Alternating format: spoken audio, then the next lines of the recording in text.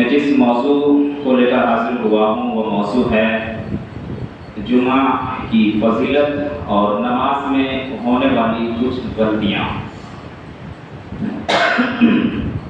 انشاءاللہ آج کے خطبہ جمعہ میں ہم بتائیں گے کہ جمعہ کی فضیلت کیا ہے، اور ساتھ ہی ساتھ یہ بھی بتائیں گے کہ ہم اور آپ نماز میں ہونے والی کچھ غلطیاں کرتے ہیں، اسے کیسے سدھارا جائے۔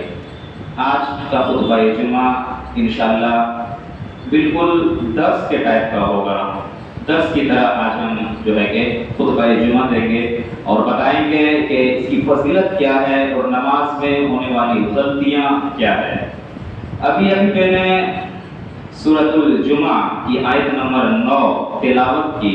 اللہ تبارک و تعالیٰ اس آیت کریمہ کے اندر ارشاد فرماتا ہے کہ یا ایھا الذین آمنوا اذا نودی للصلاۃ من یوم الجمعہ فاسعوا الی ذکر اللہ وذروا البیع۔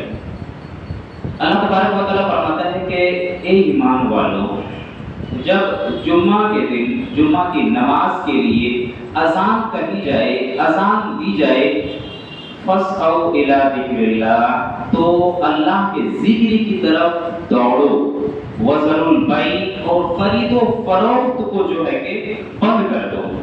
اس آیت کریمہ سے صاف پتہ چلتا ہے کہ جمعہ کی کتنی بڑی فضیلت ہے کہ جب جمعہ کے دن آئے تو نماز کے لیے ہمیں آنا چاہیے، اور جو بھی کاروبار ہے ہمیں بند کر دینا چاہیے اور جمعہ کی نماز کے لیے آنا چاہیے۔ جمعہ کی فضیلت اللہ کے نبی صلی اللہ علیہ وسلم سے کئی احادیث سے ثابت ہے۔ ایک حدیث کے اندر یہاں تک آیا ہے کہ یہ جمعہ جو ہے ہفتہ میں سب سے اہم دن ہوتا ہے، سب سے افضل دن ہے۔ اسی طریقے سے ابھی میں نے ایک حدیث بھی پڑھا تھا، حضرت ابو ہریرہ رضی اللہ تعالیٰ عنہ بیان کرتے ہیں کہ اللہ کے نبی صلی اللہ علیہ وسلم نے ارشاد فرمایا خیر یوم طلعت علیہ الشمس، کہ سب سے بہتر دن جس پر سورج طلوع ہوتا ہے وہ جمعہ کا دن ہے، اور جمعہ کے دن ہی اللہ تبارک و تعالیٰ نے خلق آدم علیہ السلام کو پیدا کیا، اور جمعہ کے دن ہی اللہ تبارک و تعالیٰ نے حضرت آدم علیہ السلام کو جنت میں داخل بھی کیا، اور جمعہ کے دن ہی اللہ تبارک و تعالیٰ نے حضرت آدم علیہ السلام کو جنت سے باہر بھی نکالا، اور جمعہ کے دن جو ہے کہ قیامت قائم ہوگی۔ اور اسی حدیث کا آخری ٹکڑا ہے، بخاری کی روایت ہے کہ جمعہ کے دن ایک گھڑی ایسی آتی ہے کہ اس گھڑی میں اگر ہم اور آپ اللہ کی عبادت کرتے ہوئے یا دعا مانگتے ہوئے پائے گئے تو فرشتے اس دعا کو پہنچانے میں دیر نہیں کرتے ہیں، اور اللہ تبارک و تعالیٰ فوراً اس دعا کو قبول کرتا ہے اور ان کے گناہوں کو معاف کرتا ہے۔ ایک گھڑی ہے جمعہ کے دن۔ روایات کے اندر آتا ہے کہ یہ کچھ ہی پل کے لیے وہ گھڑی ہے، اور کچھ روایتوں میں آتا ہے کہ وہ گھڑی خطبہ جمعہ کے دوران کا وقت ہے، اور ایک روایت کے اندر ہے کہ عصر کے بعد کا وقت ہے۔ لیکن سب سے بہتر یہ ہے کہ جمعہ کے دن ہمیں زیادہ سے زیادہ اللہ کی عبادت کرنی چاہیے اور اللہ کو بھولنا نہیں چاہیے۔ جمعہ کے دن ہمیں اللہ کی جو ہے کہ فرما برداری کرنی چاہیے زیادہ سے زیادہ جمعہ کے دن، اس لیے کہ اس دن کی بڑی فضیلت ہے۔ یہی نہیں، کتنی بڑی فضیلت ہے کہ اللہ کے نبی صلی اللہ علیہ وسلم ایک حدیث کے اندر بیان فرماتے ہیں، مسلم شریف کی حدیث ہے، راوی حدیث حضرت عبداللہ رضی اللہ تعالیٰ عنہ، وہ بیان کرتے ہیں کہ اللہ کے نبی صلی اللہ علیہ وسلم جو ہے کہ جمعہ کے نماز میں پیچھے رہ جانے والوں کے تعلق سے بیان فرماتے ہیں۔ کتنی بڑی چیز ہے، ابھی اس حدیث میں پتہ چلے گا کہ جمعہ کے دن جمعہ کی نماز سے پیچھے رہ جانے والوں کے تعلق سے آپ صلی اللہ علیہ وسلم بیان فرماتے ہیں کہ میں ایک آدمی کو تیار کرتا، حکم دیتا کہ وہ لوگوں کو نماز پڑھائے، اور میں ان لوگوں کے گھروں میں جاتا جو جمعہ کے دن پیچھے رہ جاتے ہیں، جمعہ کی نماز سے پیچھے رہ جاتے ہیں میں ان کے سمیت گھر کو جلا دیتا ہوں۔ کتنی بڑی چیز ہے۔ اللہ کے نبی صلی اللہ علیہ وسلم یہ نہیں کہہ رہے ہیں کہ جو نماز چھوڑ کر گھر میں ہیں انہیں جلا دیتا، وہ تو الگ ہے۔ جو نماز میں پیچھے رہ جاتے ہیں، آتے ہیں جمعہ میں پیچھے رہ جاتے ہیں، ان کے تعلق سے اللہ کے نبی صلی اللہ علیہ وسلم کہتے ہیں کہ میں ایک شخص کو حکم دیتا کہ وہ لوگوں کی نماز پڑھائے، اور میں جاتا ان لوگوں کے گھروں میں جو جمعہ کے دن لیٹ سے آتے ہیں، تاخیر سے آتے ہیں، پیچھے رہ جاتے ہیں، ان کے سمیت گھر کو جلا دیتا۔ اللہ اکبر، کتنی بڑی چیز ہے۔ یہی نہیں، اور آگے آپ آئیے تو آپ کو پتہ چلے گا کہ جمعہ کے دن کی کتنی بڑی فضیلت ہے۔ حضرت ابو ہریرہ رضی اللہ تعالیٰ عنہ بیان کرتے ہیں کہ اللہ کے نبی صلی اللہ علیہ وسلم نے ارشاد فرمایا کہ جو شخص جمعہ کے دن سب سے پہلے آتا ہے، اور آپ جانتے ہیں کہ جب تک امام ممبر پر نہیں چڑھتے ہیں تو فرشتے رجسٹر لے کے گیٹ کے پاس کھڑے رہتے ہیں اور پہلے آنے والے کے نام کو درج کرتے ہیں، اور وہ فرشتے درج کرتے ہیں، اور اللہ کے نبی صلی اللہ علیہ وسلم کہتے ہیں جو سب سے پہلے آتا ہے اسے ایک اونٹ کی قربانی کے بدلے اونٹ کے قربانی کا اتنا ثواب ملتا ہے جو سب سے پہلے آتا ہے۔ دوسرے درجے میں جو آتا ہے، اس کے بعد جو آتا ہے گائے کی قربانی کے برابر ثواب ملتا ہے، اس کے بعد جو آتا ہے دمبے کی قربانی کے برابر ثواب ملتا ہے، اس کے بعد جو آتا ہے بکری کی قربانی کے برابر ثواب ملتا ہے۔ اللہ کے نبی صلی اللہ علیہ وسلم کہتے ہیں اس کے بعد جو آتا ہے مرغی کے قربانی کے اتنا ثواب ملتا ہے۔ پھر کہتے ہیں انڈے کے تعلق سے بیان کرتے ہیں کہ جتنا ثواب ملتا ہے انہیں ہدیہ کرنے میں، کسی کو تحفہ دینے میں یا قربانی کر دینے میں، کسی کو دے دینا بھی قربانی ہے۔ وہ قربانی مت سمجھ لیجیے گا کہ انڈے کی بھی قربانی بتا رہے تھے، یہ چیز یہاں مراد نہیں ہے۔ کسی کو دے دینا، جتنا ثواب ملتا ہے اتنا ثواب آپ کو دیا جائے گا۔ اس کے بعد جب امام ممبر پر چڑھ جاتے ہیں تو فرشتے بھی رجسٹرڈ کو بند کر لیتے ہیں اور وہ بھی آرام سے امام کا جو ہے کہ خطبہ سننے لگتے ہیں۔ تو کتنی بڑی فضیلت ہے۔ یہی نہیں، اور آگے آپ آئیے تو پتہ چلے گا کہ جمعہ کے دن کی کتنی بڑی فضیلت ہے۔ دیکھیے حضرت سلمان فارسی رضی اللہ تعالیٰ عنہ بیان کرتے ہیں اللہ کے نبی صلی اللہ علیہ وسلم نے ارشاد فرمایا کہ جو شخص جمعہ کے دن غسل کرتا ہے، غسل کرنے کے بعد طہارت حاصل کرنے کے بعد تیل لگاتا ہے بالوں میں اور استطاعت کے حساب سے خوشبو لگاتا ہے اور ایک دوسرے کو جدا کیے بنا جہاں جگہ مل جائے وہاں بیٹھ جاتا ہے اور جتنی مقدار ہو جمعہ سے پہلے وہ نفل ادا کر لیتے ہیں اور امام کا خطبہ غور سے سننے لگتے ہیں، اللہ تبارک و تعالی ایک جمعہ سے لے کر دوسرے جمعہ تک ان کے گناہ کو مٹا دیتے ہیں، معاف کر دیتے ہیں۔ کتنی بڑی فضیلت ہے کہ صرف جمعہ کے دن ہم پہلے آ گئے، اور ہماری پاکیزگی کے تعلق سے اللہ کے نبی صلی اللہ علیہ وسلم خود کہہ رہے ہیں کہ آپ پاک صاف رہیں، اس میں ثواب کہ آپ نہا لیے، طہارت حاصل کر لیے، تیل لگا لیے، خوشبو لگا لیے اور اس کے بعد کسی کو جدا کیے بنا کا مطلب کیا ہے پتہ ہے؟ عام طور سے آدمی لیٹ سے آتے ہیں جمعہ میں اور آگے آگے کھڑے ہو جاتے ہیں، کسی کو پھاندے بغیر، کسی کو ڈسٹرب کیے بغیر اگر آپ آگے آ گئے تو یہ ثواب ملے گا۔ اگر آپ نے ایسا کیا، کسی کو پھاندتے ہوئے ادھر ادھر کرتے ہوئے ہٹو کرتے ہوئے آگے بڑھ گئے تو اس ثواب سے محروم رہ جائیں گے۔ یہ بالکل غلط ہے، ایسا نہیں کرنا چاہیے۔ جہاں جگہ مل جائے وہیں پڑھنی چاہیے، کسی کو ڈسٹرب نہیں ہونا چاہیے خطبہ کے دوران۔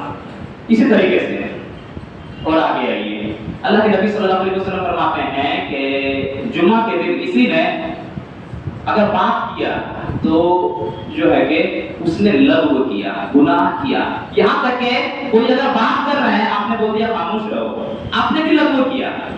حدیث اس طرح ہے، حضرت ابو ہریرہ رضی اللہ تعالیٰ عنہ بیان کرتے ہیں، وہ کہتے ہیں اللہ کے نبی صلی اللہ علیہ وسلم نے ارشاد فرمایا کہ تم نے اپنے ساتھی سے جو تمہارے ساتھ آئے ہیں ان سے وہ اگر بات کر رہے ہیں اور اگر ان کو تم نے کہہ دیا کہ خاموش رہو تو تم نے لغو کیا، گناہ کیا۔ खामोश कहने की भी इजाजत नहीं। यहाँ तक है अल्लाह के नबी सल्लल्लाहु अलैहि वसल्लम का नाम जब आता है तो आमतौर से सल्लल्लाहु अलैहि वसल्लम कहना चाहिए, जिसने नहीं कहा वो बकील है। अल्लाह के नबी सल्लल्लाहु अलैहि वसल्लम की ये हदीस है। लेकिन खुतबा के दौरान अगर नबी का नाम आए तो सल्लल्लाहु अलैहि वसल्लम ज़बान से भी कहने की इजाजत नहीं, आप दिल में कहें। इतनी बड़ी चीज है।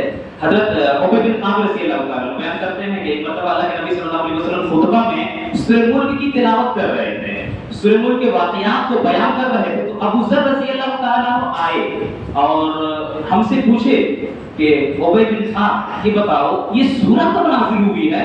मुझे याद नहीं है, मुझे पता नहीं चल पा रहा है कि सूरत के ताल्लुक से कब नाज़िल हुई है, सूरत के ताल्लुक से हमें बताओ। तो उबय बिन काब रज़ियल्लाहु ताला अन्हु जो है कि इशारा करते हैं, खामोश नहीं बोलते हैं, उंगली से इशारा करते हैं चुप रहने के लिए, बोलते कुछ नहीं है। नमाज से फारिग होने के बाद उबय बिन काब रज़ियल्लाहु ताला अन्हु से हज़रत अबू ज़र रज़ियल्लाहु ताला अन्हु कहते हैं कि आपसे मैंने पूछा था सूरह के ताल्लुक से, आप बताइए क्यों नहीं? कहते हैं कि तूने ये जो पूछा था ना, आज के जुमा में इस लग़्व के सिवा आपको कुछ नहीं मिला। नमाज तो पढ़ लिया, नमाज हो गई, लेकिन आपको फजीलत नहीं मिल पाया जो मिलना चाहिए। आपने लग़्व कमाया, गुनाह कमाया, इतना सुनना था। वो सहाबी रसूल हैरान हो जाते हैं, फौरन अल्लाह के नबी सल्लल्लाहु अलैहि वसल्लम के पास दौड़े दौड़े जाते हैं, कहते हैं अल्लाह के नबी ऐसा और ऐसा। उबय बिन काब रज़ियल्लाहु ताला अन्हु कह रहे थे, अल्लाह के नबी सल्लल्लाहु अलैहि वसल्लम कहते हैं उबय ने सच कहा। तो खुतबा के दौरान बोलना नहीं चाहिए, बुखारी की रवायत है मेरे भाई, नहीं बोलना चाहिए। और इस चीज से तो हमें परहेज करना चाहिए, किसी को फांदते हुए। अगर आगे रहने की इच्छा है, आगे रहना आप चाहते हैं, पहले आए, पहले आने की कोशिश करें, इतनी बड़ी फजीलत है। आगे रहना है तो किसी को डिस्टर्ब ना करें, इसमें जुमा की फजीलत आपको नहीं मिल पाएगी। और आगे आइए जुमा की फजीलत के ताल्लुक से हजरत जाबिर बिन अब्दुल्लाह रज़ियल्लाहु ताला अन्हु से रवायत है, अल्लाह के नबी सल्लल्लाहु अलैहि वसल्लम खुतबा दे रहे थे कि एक शख्स आया और नमाज पढ़े बगैर बैठ गया। अल्लाह के नबी सल्लल्लाहु अलैहि वसल्लम खुतबा दे रहे थे, उसी दौरान अल्लाह के नबी सल्लल्लाहु अलैहि वसल्लम कहते हैं सल्लैता, नमाज पढ़ लिया, तहियतुल मस्जिद। अकान अल्लाह मैंने नहीं पढ़ा। अल्लाह के नबी सल्लल्लाहु अलैहि वसल्लम कहते हैं फसल्ली रकातैन, दो रकात नमाज जल्दी में पढ़ लो, तहियतुल मस्जिद। और एक चीज आप जानते हैं, जुमा से पहले सुन्नते मुअक्कदा है ही नहीं। हम रात नमाज में नमाज पढ़े जाते हैं, ज़ोहर की तरह करते हैं, किसी हदीस से साबित नहीं है। सुन्नते मुअक्कदा है ही नहीं जुमा से पहले। जुमा से पहले 2 रकात तहियतुल मस्जिद है। अगर खुतबा के दौरान या खुतबा से पहले भी आप आए हैं तब भी ये आपको पढ़ना है। अगर खुतबा के दौरान आए हैं तो शॉर्ट में पढ़ना है, जल्दी में पढ़ना है इस नमाज को, लेकिन पढ़ना है।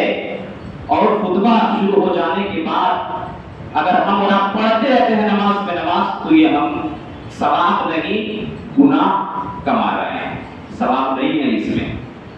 खुतबा से पहले आप जितनी पढ़ लें, लेकिन वो सुन्नत नहीं है, वो नफल है। नफल आप जितना चाहे पढ़े, जुमा से पहले सुन्नत है ही नहीं, जुमा के बाद है। अभी हम बताएंगे आगे, और आगे आप पढ़िए। जुमा की फजीलत बयान ये कर रहा था कि जुमा के दिन जो है कि अगर हम सूरह कहफ की तिलावत करते हैं, अल्लाह के नबी सल्लल्लाहु अलैहि वसल्लम की हदीस है, जिसने जुमा के दिन सूरह कहफ की तिलावत किया तो अल्लाह तबारक व तआला उसे एक नूर अता करता है, नूर अता करता है। एक जुमा से दूसरे जुमा तक वो नूर उसे रोशनी देते रहता है।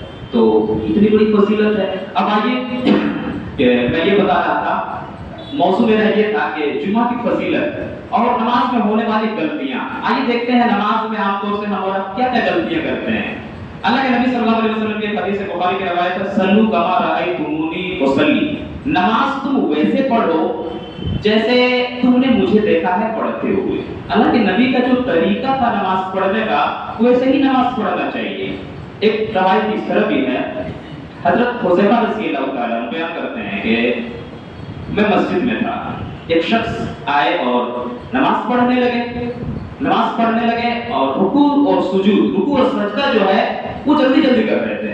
उसके बाद जब नमाज से फारिग हुए, हजरत हुज़ैफा रज़ियल्लाहु ताला अन्हु कहते हैं मैंने बुलाया और कहा कि ये नहीं कहा कि तुम्हारा रुकू नहीं हुआ या तुम्हारा सजदा नहीं हुआ, डायरेक्ट कहते हैं कि मा सल्लैता, तुम्हारी नमाज नहीं हुई, सुन्नत के तरीके से तुमने नमाज नहीं पढ़ी, तुम्हारी नमाज ही नहीं तुम मर गए और इसी तरीके पे अगर तुम्हारी मौत हो गई तो तुम नबी के तरीके पर नहीं रहोगे, नबी की सुन्नत पर तुम नहीं रहोगे, अगर इसी में तुम्हारी मौत हो गई। कितनी बड़ी चीज है। हम और आप नमाज कभी कभी पढ़ते हैं, रुकू एकदम करते हैं, फौरन सजदा, फौरन उठते हैं, फौरन जाते हैं, पता ही नहीं चलता है कि नमाज पढ़ रहे हैं कि एक्सरसाइज कर रहे हैं। ऐसा नहीं होना चाहिए। नमाज को सुकून के साथ पढ़ो, सुकून के साथ। अल्लाह के नबी सल्लल्लाहु अलैहि वसल्लम, एक सहाबी आते हैं, अल्लाह के नबी मस्जिद में बैठे हुए सहाबी आते हैं और नमाज जल्दी में पढ़ते हैं, रुकू सुजूद में इत्मीनान नहीं, जल्दी जल्दी पढ़ते हैं। अल्लाह के नबी सल्लल्लाहु अलैहि वसल्लम कहते हैं, वो सहाबी रसूल नमाज पढ़ने के बाद अल्लाह के नबी को सलाम करते हैं, अल्लाह के नबी सलाम का जवाब देते हैं, फिर कहते हैं इरजी फसल्ली फइन्नका लम तुसल्ली, जाओ दोबारा नमाज पढ़ो, तुम्हारी नमाज नहीं हुई। वो सहाबी जाते हैं, फिर नमाज पढ़ते हैं, फिर आते हैं, फिर सलाम करते हैं, सलाम का जवाब देते हैं, फिर कहते हैं कि फसल्ली फइन्नका लम तुसल्ली, फिर जाओ नमाज पढ़ो, तुम्हारी नमाज नहीं हुई। 3 मरतबा जाते हैं, तीनों मरतबा अल्लाह के नबी कहते हैं जाओ तुम्हारी नमाज नहीं हुई। वो सहाबी रसूल कहते हैं अल्लाह के नबी सल्लल्लाहु अलैहि वसल्लम, इससे अच्छा मेरे अंदर ताकत नहीं है, इससे अच्छा मैं जानता ही नहीं हूं कैसे नमाज पढ़ी जाती है, यही मैं जानता हूं, आप बेहतर बता दीजिए। अल्लाह के नबी सल्लल्लाहु अलैहि वसल्लम ने नमाज का तरीका बताया। जानते हैं उस तरीके में सबसे ज्यादा फोकस जिस चीज के ऊपर आप सल्लल्लाहु अलैहि वसल्लम ने किया था वो क्या था? रुकू और सजदे के ताल्लुक से। कि रुकू जब करो तो इत्मीनान के साथ करो। अल्लाह के नबी सल्लल्लाहु अलैहि वसल्लम रुकू से जब उठते थे तो कुछ देर तक खड़े रहते थे जब तक तमाम हड्डियां अपनी जगह न आ जाए, फिर सजदे में जाते थे आराम से, और जब सजदे से सर उठाते थे तो आराम से कुछ देर तक जलसा इस्तराहत में बैठते थे। और वहां पे दुआ भी है, रब्बी कुल्ली वरहमनी वहदीनी वाफिनी वरजुनी। हम और आप पढ़ते ही नहीं, उठे सजदे से फौरन फिर सजदा। मेरे भाई बीच में दुआ है, दुआ को पढ़ें आप, बुखारी की रवायत है ये भी। तो अल्लाह के नबी सल्लल्लाहु अलैहि वसल्लम कहते हैं रुकू और सजदे को आराम से किया करो। और एक चीज, हम और आप इतनी जल्दी में रहते हैं कि कभी कभार इमाम से पहले ही रुकू में चले जाते हैं, इमाम से पहले सजदे से उठ जाते हैं, इमाम ने एक बार एक तरफ सलाम फेरा, दोनों तरफ हम फेर कर बैठ जाते हैं और अपना इस तरह करने लगते हैं। ये बिल्कुल गलत है। अल्लाह के नबी सल्लल्लाहु अलैहि वसल्लम की एक हदीस है कि जिसने इमाम से पहले अरकान को अदा कर दिया, क्या उस शख्स को डर नहीं लगता है कि अल्लाह उसके सर को गधे की सर की तरह कर दे या उसकी सूरत को गधे की सूरत की तरह कर दे? गधे से ताबीर, अल्लाह अकबर, कितनी बड़ी चीज। इमाम से पहले कभी भी नमाज के कोई अरकान अदा नहीं करनी चाहिए, इमाम के बाद ही जो है कि हम करें। रुकू से सर भी उठाएं तो इमाम के बाद, सजदे में जाएं तो इमाम के बाद, सब इमाम के बाद करना चाहिए। अगर इमाम से पहले करते हैं तो वईद है कि गधे के सर की तरह कहीं अल्लाह न कर दे। इसी तरीके से नमाज के अंदर गलतियों के ताल्लुक से मैं बयान कर रहा था, तो सबसे पहली चीज जो आती है नमाज में वजू। वजू दुरुस्त नहीं तो नमाज ही नहीं, तो वजू बेहतर बनाना चाहिए। आमतौर से हम और आप जमात खड़ी है, वजू कर रहे हैं, बड़ी जल्दी में करते हैं, लगता है कि जो है कि एक्सपीरियंस इन्हीं के पास है वजू करने का। ऐसा बिल्कुल नहीं होना चाहिए, आराम से तरीके से वजू किया जाता है। अल्लाह के नबी सल्लल्लाहु अलैहि वसल्लम की हदीस है कि फयुहसिनुल वजू, जब वजू करो तो अच्छी तरीके से वजू करो। जिसने अच्छी तरीके से वजू किया, वजू करने के बाद इस दुआ को पढ़ा, अशहदु अल्ला इलाहा इल्लल्लाह अशहदु अन्ना मुहम्मदन अब्दुहु व रसूलुहु, तो अल्लाह के नबी सल्लल्लाहु अलैहि वसल्लम फरमाते हैं कि इल्ला फुतिहत अबवाबुल जन्नह, अल्लाह तबारक व तआला उस शख्स को जन्नत के 8 दरवाजों से बुलाएगा। किसको? जो अच्छी तरीके से वजू करता है, जन्नत के 8 दरवाजे से। आमतौर से हम लोग हेयर स्टाइल, बाल रखते हैं अच्छा से, वजू जब करते हैं तो मसा कैसे करेंगे? यहाँ से हाथ तो लेके जाते हैं उंगली इधर, लेकिन वापस नहीं लाएंगे। अल्लाह के नबी की हदीस है, जैसे लेके गए हो घुटनी तक वैसे ही वापस भी लाओ, हम और आप बाल खराब हो जाएगा। ऐसा नहीं करते, वजू दुरुस्त है ही नहीं मेरे भाई। वजू जल्दी में करते हैं, क्यों नहीं? बिगाड़ी नहीं है, हाथ से धो लिए, जल्दी जल्दी आ गए हैं, जमात पढ़ी है, थोड़े थोड़े जो है कि नमाज में शामिल हो जाते हैं, ये भी गलत है। अल्लाह के नबी सल्लल्लाहु अलैहि वसल्लम की हदीस है, दौड़ो नहीं, जब देखो इकामत हो जाए, नमाज खड़ी हो गई है, तो फमशु इलस सलात, नमाज की तरफ चल कर आओ। دوڑنے کا لفظ ہے ہی نہیں. فمشوا الی الصلاۃ، نماز کی طرف چل کر آؤ، سکون اور اطمینان کے ساتھ نماز کی طرف آؤ. دوڑ کر آنا یہ طریقہ نبی سے ثابت ہے ہی نہیں. تو اطمینان اور سکون کے ساتھ نماز میں شامل ہونا چاہیے. یہی نہیں ہے، ایک مرتبہ اللہ کے نبی صلی اللہ علیہ وسلم نماز پڑھا رہے تھے. حضرت ابی بکرہ رضی اللہ تعالیٰ عنہ اللہ کے نبی صلی اللہ علیہ وسلم اس صحابی سے بڑے مذاق کر لیا کرتے تھے، تھوڑے مزاحیہ ٹائپ کے تھے. اللہ کے نبی کبھی کبھی مذاق کرتے تھے لیکن حد تک. اللہ کے نبی صلی اللہ علیہ وسلم نماز پڑھا رہے تھے، رکوع میں چلے گئے. وہ صحابی ابھی گیٹ تک پہنچے ہی تھے، اللہ کے نبی رکوع میں چلے گئے. خدشہ ہوا کہ کہیں نماز چھوٹ نہ جائے، وہیں پہ رکوع میں بن گئے اور رکوع کی حالت میں دوڑنے لگے. اللہ کے نبی صلی اللہ علیہ وسلم نماز سے فارغ ہوئے. کہتے ہیں مجھے ایسا لگ رہا تھا کہ کوئی نماز میں دوڑ رہا تھا. وہ صحابی خاموش رہتے ہیں. پھر کہتے ہیں کون تھا؟ اٹھتے ہیں، سر کو نیچے کرتے ہیں، حدیث کے الفاظ ہے سر کو نیچے ہاتھ کو اوپر کرتے ہیں. اللہ کے رسول میں ہی تھا، نماز چھوٹنے کا خدشہ ہو رہا تھا، اس لیے میں جو ہے کہ رکوع بن گیا تھا، وہیں پہ دوڑ رہا تھا. اللہ کے نبی صلی اللہ علیہ وسلم کہتے ہیں، ہنستے ہیں دیکھ کے، کہتے ہیں آج تو چھوڑ دے رہا ہوں، تمہاری نماز آج ہو گئی، آئندہ ایسا نہیں کرنا. سکون اور اطمینان کے ساتھ آنا. جتنی نماز مل جائے اتنا ہی پڑھنا، جو چھوٹ جائے اسے مکمل کر لینا بعد میں، لیکن اطمینان کے ساتھ آنا. پتہ کیا چلا؟ نماز کے لیے دوڑنا نہیں ہے، اطمینان اور سکون کے ساتھ ہمیں نماز میں آنا چاہیے. اور آگے آپ آئیے، نماز میں ہونے والی کچھ غلطیاں. سب سے بڑی غلطی ایک اور ہم بتائیں گے. ابھی ہم اور آپ یہ کرتے ہیں کہ سنت موقعہ جو پڑھتے رہتے ہیں. بہت سارے ہم لوگوں کے اندر ثابت ہے، یہ ہے وہ ہے. اللہ کے نبی صلی اللہ علیہ وسلم کی حدیث بخاری کی روایت ہے. اللہ کے نبی صلی اللہ علیہ وسلم جو سنت پڑھ رہے تھے، سنت موقعہ جو ثابت ہے وہ 12 ہی ہے، اس سے زیادہ ہے ہی نہیں. حضرت ام حبیبہ رضی اللہ تعالیٰ بیان کرتے ہیں کہ اللہ کے نبی صلی اللہ علیہ وسلم نے ارشاد فرمایا جس نے 12 رکعت سنت پڑھا اس کے لیے اللہ تبارک و تعالیٰ جنت میں گھر بنائے گا. 12 رکعت، اس سے زیادہ سنت ہے ہی نہیں. ہم اور آپ نہ جانے کن کن نمازوں میں سنت موقعہ ایڈ کیے ہوئے ہیں جبکہ یہ ہے ہی نہیں. دلیل ذرا دیکھیے. اسی حدیث کا آخری ٹکڑا جب آپ دیکھیں گے تو اللہ کے نبی صلی اللہ علیہ وسلم بیان فرماتے ہیں کہ 4 رکعات قبل الظہر ورکعتین بعدها ورکعتین بعد المغرب ورکعتین بعد العشاء ورکعتین قبل الفجر و4 رکعتین بعد الجمعہ. اللہ کے نبی صلی اللہ علیہ وسلم کی بخاری کی روایت کہ ظہر سے پہلے 4 سنت. ظہر سے پہلے 4، پہلے فجر کے بارے میں بتا دیتا ہوں. فجر سے پہلے 2 سنت، 2 اور ظہر سے پہلے 4، 2 کر کے پڑھنا ہے 2 سلام سے. 2 4 6، ظہر کے بعد 2، 6 2 8. عصر سے پہلے اور بعد میں سنت ہے ہی نہیں. مغرب کے بعد 2، 8 2 10.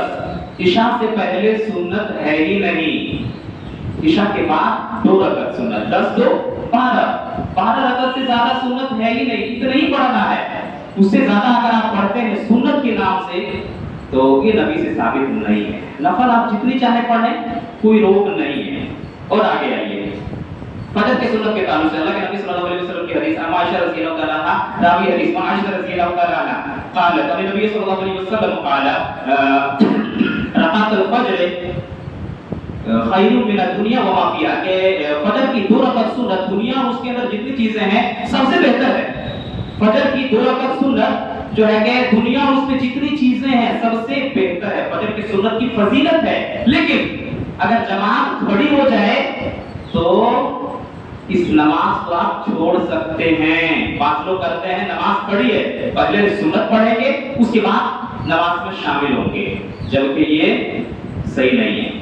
پہلے کیا کرنا ہے؟ پہلے فرض پڑھنا ہے. اس لیے اللہ کے نبی کی حدیث ہے کہ اکیلے نماز پڑھنے سے 27 گنا زیادہ بہتر ہے جماعت کے ساتھ نماز پڑھنا. تو نماز میں شامل ہو جانا چاہیے. اللہ کے نبی صلی اللہ علیہ وسلم فجر کی نماز کے لیے مصلی پہ آئے. جیسے آئے مصلی پہ اقامت ہو رہی تھی، ایک شخص کو دیکھا کہ وہ سنت پڑھ رہے ہیں. اللہ کے نبی صلی اللہ علیہ وسلم کہتے ہیں اصلاۃ معا، تو نے کون سی نماز پڑھ رہی ہے؟ کیا تم نے ایک ساتھ 2 نماز کو جوڑ لیا ہے؟ ایک ساتھ 2 نماز تم پڑھ رہے ہو؟ ڈانٹ کے اللہ کے نبی نے کہا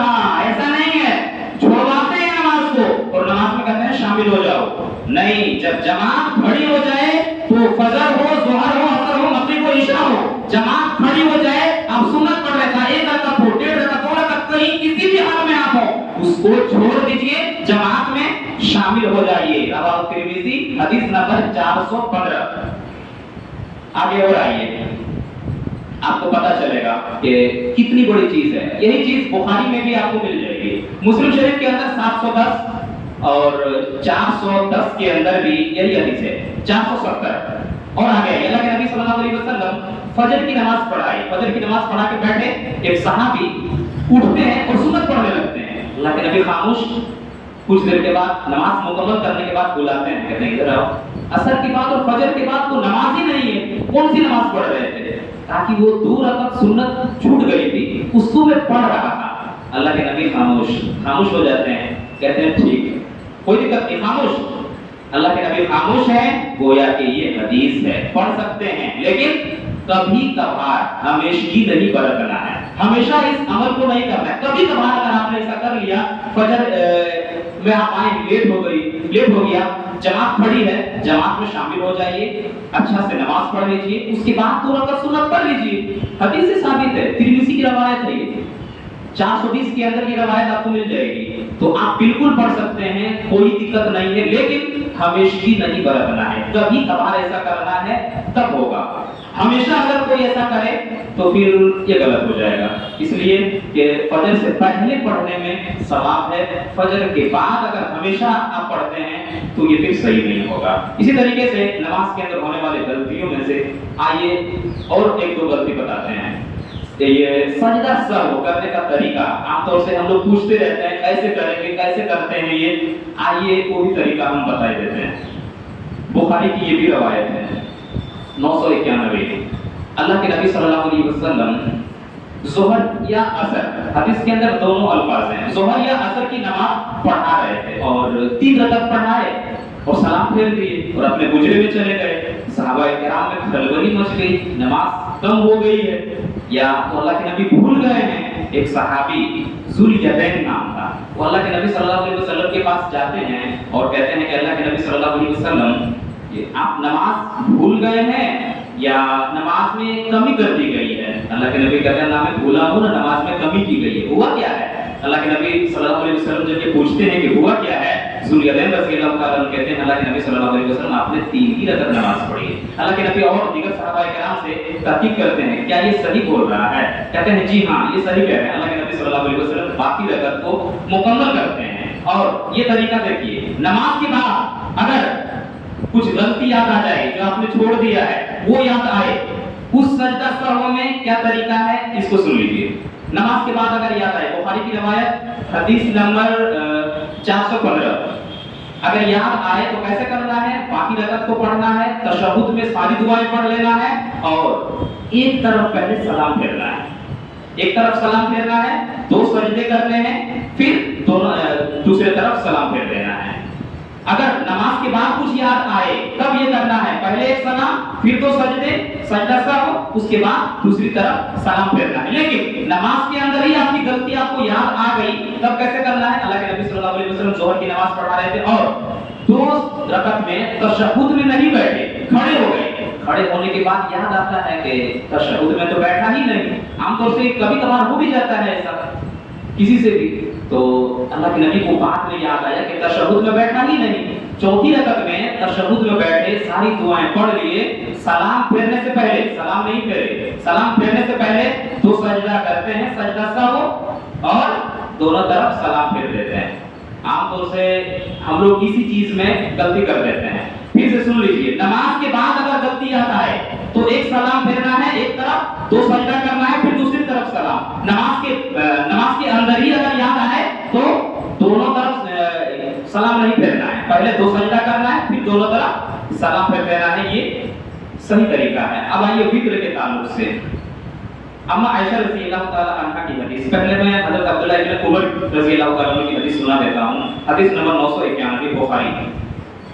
اللہ کے نبی صلی اللہ علیہ وسلم وہ کہتے ہیں کہ جب وطر کی نماز پڑھتے تھے 3 رکعت, تو 2 رکعت پہلے پڑھتے تھے, تشہد میں بیٹھتے تھے اور سلام پھیر دیتے تھے. تشہد میں اگر بیٹھ رہے ہیں تو سلام پھیرنا ہے، بخاری کی روایت۔ اس کے بعد ایک رکعت پڑھیے اور اسی میں دعائے قنوت پڑھ کے پھر دونوں طرف سلام پھیر کے، یہ نماز 3 رکعت والی 2 سلام سے۔